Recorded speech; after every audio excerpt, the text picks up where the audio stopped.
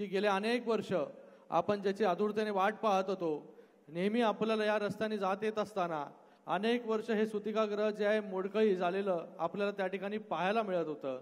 आणि आपण सगळे लोक त्या ठिकाणी विचार करायचो की हे सुतिकागृह जे आहे परत चालू कधी होईल, कधी हे सुतिकागृहाला जे आहे हे या ठिकाणी चांगले दिवस येतील. पण आज आपल्याला मी सांगू इच्छितो की आज या सुतिकागृहाचं जे आहे हे माननीय मुख्यमंत्र्यांच्या हस्ते जे आहे ते या ठिकाणी भूमिपूजन होत आहे. आणि येणाऱ्या काळामध्ये इथे एक मोठं मेटर्निटी होम आणि कॅन्सर हॉस्पिटल जे आहे हे या ठिकाणी उभं राहत आहे. मला वाटतं आपल्या या डोंबिवलीकरांसाठी सर्वात आनंदाचा क्षण असेल की आज जी पडीक इमारत जी गेल्या अनेक वर्ष आपण त्या ठिकाणी पाहत होतो, ती पडीक इमारत जी आहे त्याचं उद्यापासून या ठिकाणी काम चालू होईल. आणि येणाऱ्या 1-1.5 किती वेळामध्ये 2 वर्ष, अरे आता टेक्नॉलॉजी वाढली ना, फास्ट करा. आपण हे PPP तत्वावरती जे आहे हे हॉस्पिटल या ठिकाणी करतोय. हे हॉस्पिटल जे आहे हे हॉस्पिटल गेले अनेक वर्ष हे बनलं होतं, मला वाटतं 1963 आमदार साहेब. आणि त्याच्यानंतर हे सुतिकागृहाने जे आहे ती या ठिकाणी लोकांची सेवा या ठिकाणी केली. पण त्याच्यानंतर अनेक वर्ष हे सुतिकागृह बंद राहिलं. आम्ही सगळे लोक याच्यासाठी प्रयत्न करत होतो की हे सुतिकागृह कधी चालू होईल.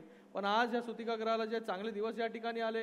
मान्य रवींद्र चव्हाण साहेब असतील, मी असेल, आमचे सगळे इकडचे नगरसेवक असतील, लोकप्रतिनिधी असतील, हे सगळे गेले अनेक वर्ष या ठिकाणी चांगलं हॉस्पिटल झालं पाहिजे यासाठी आपण प्रयत्न करत होतो. आणि आज या ठिकाणी हे हॉस्पिटल या ठिकाणी आपण पाहताय हे एक मोठं भव्य दिव्य आणि त्याच्यामध्ये सगळ्या सेवा ज्या आहेत हे या ठिकाणी असणार आहेत. एक प्रायव्हेट हॉस्पिटल कसं असतं, त्या प्रायव्हेट हॉस्पिटलपेक्षा चांगल्या सुविधा ज्या आहेत या आपल्या या सुतिकागृहाच्या ह्याच्यामध्ये या जागेमध्ये जे हॉस्पिटल उभं राहणार आहे त्यासाठी आपल्याला मिळणार आहे. हे हॉस्पिटल 1.5 लाख स्क्वेअर फीटचं या ठिकाणी असेल.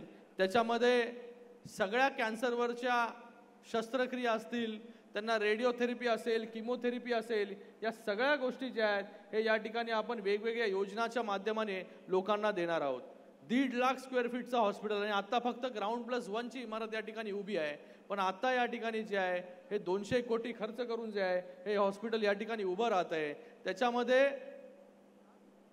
पेट स्कॅन असेल, CT असेल, MRI असेल, लिनॅक असेल, या सगळ्या गोष्टी म्हणजे आपल्याला जेव्हा या ठिकाणी आपण पाहतो की आपल्या आजूबाजूच्या लोकांना, आपल्या परिवाराच्या लोकांना कॅन्सर जो आहे हा दिवसेंदिवस त्या ठिकाणी वाढत चाललेला आहे. आपण जर पाहिलं असेल की यंग म्हणजे एकदम युवकांमध्ये पण कॅन्सरचं प्रमाण त्या ठिकाणी वाढलेलं आहे. आणि अशा परिस्थितीमध्ये जर आपल्याला कॅन्सर कोणाला झाला घरामध्ये तर आपल्याला पहिली भीती जी आहे ती कॅन्सर नाव ऐकूनच त्या ठिकाणी होते. आणि नंतर मग ह्याची ट्रीटमेंट करायची कुठे, मग ट्रीटमेंट चांगली असली पाहिजे, चांगले रेडिओथेरपी मिळालं पाहिजे, चांगलं किमोथेरपी मिळाली पाहिजे, चांगले डॉक्टर्स त्या ठिकाणी मिळाले पाहिजे. मग आपण त्या ठिकाणी टाटा हॉस्पिटलकडे बघतो खूप आशेने. पण टाटा हॉस्पिटलमध्ये पहिल्यापासूनच मोठ्या संख्येमध्ये जे आहे ते पेशंट्स त्या ठिकाणी वेटिंगमध्ये असतात. जेव्हा तो पेशंट जो आहे तो त्या ठिकाणी डायग्नोज होतो, त्याला प्रायमरी स्टेज असेल, सेकंडरी स्टेज असेल, त्याला तो वेळ होईपर्यंत जो आहे तो कॅन्सर जो आहे तो त्या ठिकाणी बळावतो. आणि अशामध्ये योग्य वेळी जर कॅन्सरची ट्रीटमेंट केली तर त्याला आटोक्यात आणण्यासाठी जे आहे हे या ठिकाणी मदत होते. पण अशा परिस्थितीमध्ये जिथे आपला एवढा मोठा देश आहे, एवढी मोठी लोकसंख्या आहे, कॅन्सरवरती येणारा जो आहे आपल्या टाटावरती येणारा पूर्ण प्रेशर जो आहे ते पाहता मला वाटतं गेल्या 3 महिने झाले असतील ठाण्यामध्ये देखील सर मोहन भागवतजींच्या हस्ते जे आहे ते त्या ठिकाणी कॅन्सरचं हॉस्पिटल त्या ठिकाणी त्याचं भूमिपूजन झालं, त्याचं काम देखील त्या ठिकाणी चालू झालं. आणि ते 1000 बेडचं हॉस्पिटल जे आहे हे या ठिकाणी ठाण्यामध्ये शंभूराजे देसाई साहेब त्या ठिकाणी उभं राहत आहे. मला वाटतं आपल्या या जिल्ह्यामध्ये जे आहे ते 1000 बेडचं आणि हे या ठिकाणी 150 बेडचं हॉस्पिटल जे आहे हे या ठिकाणी आपण उभं करतोय, जेणेकरून लोकांना आता या ठिकाणून दुसरीकडे जे आहे ते त्या ठिकाणी कॅन्सरची ट्रीटमेंट घेण्यासाठी जावं लागणार नाही. त्याचबरोबर मेटर्निटी सर्व्हिस जी आहे ही या ठिकाणी आपण लोकांना देणार आहोत. आणि याच्यामध्ये महात्मा फुले योजना असेल, झिरो कॅश काउंटर असेल, वेगवेगळ्या केंद्राच्या योजना असेल, या सगळ्यांमध्ये जे आहे हे आपण पेशंट्सला त्या ठिकाणी बसवतोय, जेणेकरून त्यांना काही पेशंट्सला फ्री ऑफ चार्ज ट्रीटमेंट असेल, काही पेशंटला जे ज्या स्कीम्समध्ये बसतात त्या स्कीम्समध्ये बसून जे आहे हे पेशंट्सला या ठिकाणी जे आहे हे ट्रीटमेंट या ठिकाणी दिलं जाईल.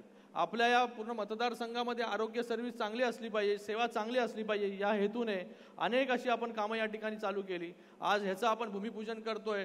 पालकमंत्री महोदय, आपण गेल्या मला वाटतं महिन्यामध्ये एक उल्हासनगरमध्ये 0 cash counter multi speciality hospital Ulhasnagar महानगरपालिकेचं आपण त्या ठिकाणी चालू केलं. ते 200 बेडचं हॉस्पिटल त्या ठिकाणी चालू केलं, ते देखील PPP तत्वावरती. आणि ते हॉस्पिटल आहे 0 कॅश काउंटर, त्याच्यामध्ये एकही रुपया जो आहे तो पेशंटला त्या ठिकाणी लागणार नाही. सगळ्यांची सेवा जी आहे ही फ्री ऑफ चार्ज त्या ठिकाणी होणार आहे. आणि त्याचबरोबर आपलं शास्त्रीनगर हॉस्पिटल असेल त्याच्यामध्ये देखील आजच्या दिवशी PICU NICU या 2 सर्व्हिसेस लहान मुलांना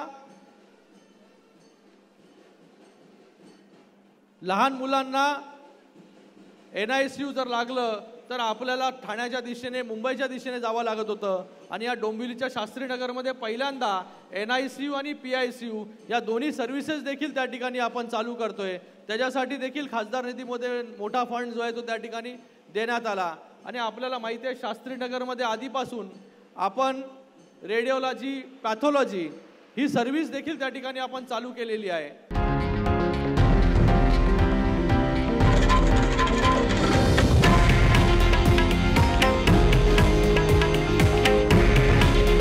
हे आहे देशातील नंबर 1 न्यूज नेटवर्क आणि आपण पाहत आहात TV9 मराठी. काळजी तुमची, हित महाराष्ट्राचं.